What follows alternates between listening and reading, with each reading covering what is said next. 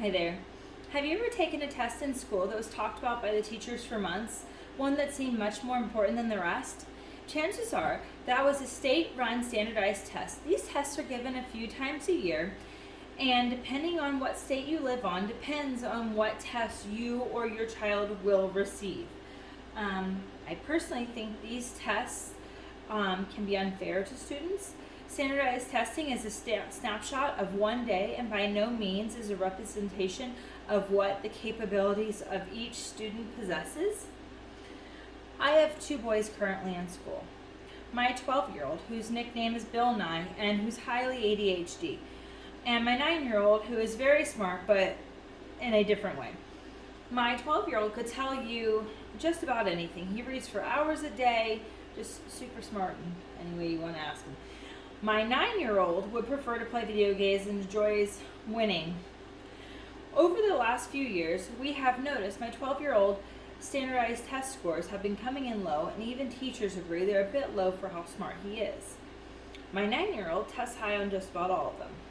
I decided to start researching these tests as it was told to me that even with plans being in place for our son, these tests require all students to be tested at the same level. Though I understand the purpose, the more I dug, the more these tests did not seem to be a right fit for many students and for many reasons. Today we are going to talk about what is standardized testing.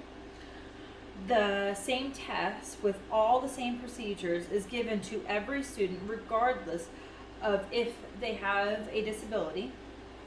Teachers' wages and school funding are given to the schools with the best test scores. Okay, now that I've given you a little sneak peek into the presentation, let's get down to the nitty-gritty and take a closer look at what goes into standardized testing. So what is standardized testing?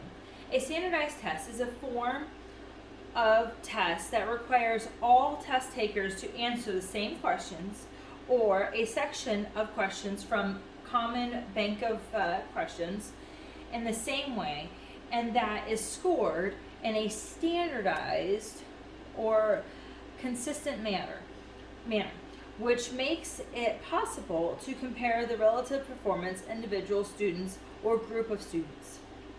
Okay, so are all standardized tests in every state the same? No.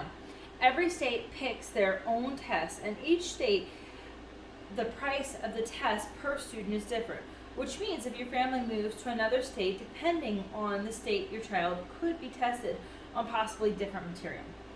Now that we're thinking about grade school and all those fun tests, let's dig a little deeper. The same test with the same procedures is given to every student. This means even if the child has disabilities. So a child like my son who has ADHD cannot sit still and even needs to take breaks, does not have the right while taking these tests. This also means children who have busy home lives.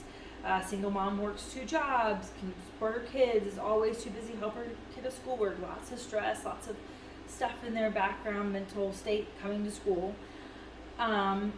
Parents that have a hard time keeping food on the table. Again, they're struggling at home. These kids aren't getting the protein and carbs they need to get fueled for the day.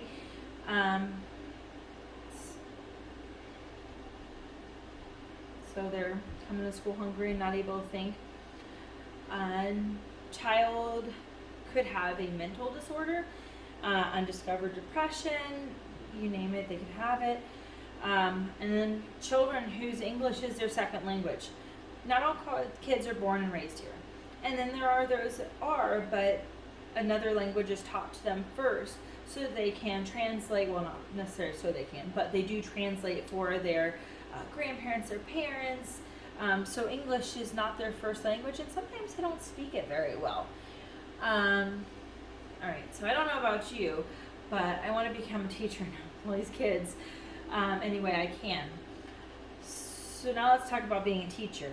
Teachers' wages and school funding are given to the schools with the best test scores. So what happens to a school that doesn't test high because they are in a poor neighborhood or a majority of their students have harder lives at home.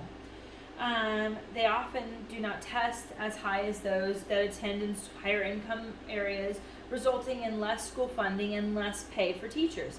This means this means the schools that need the help the most might not be eligible to get the help. I'm not saying reward even if they don't earn it, but I don't think that these tests are able to determine what a student really knows. The kids in the category do not always have the help that they need at home. And to go to school and not have the supplies that the other schools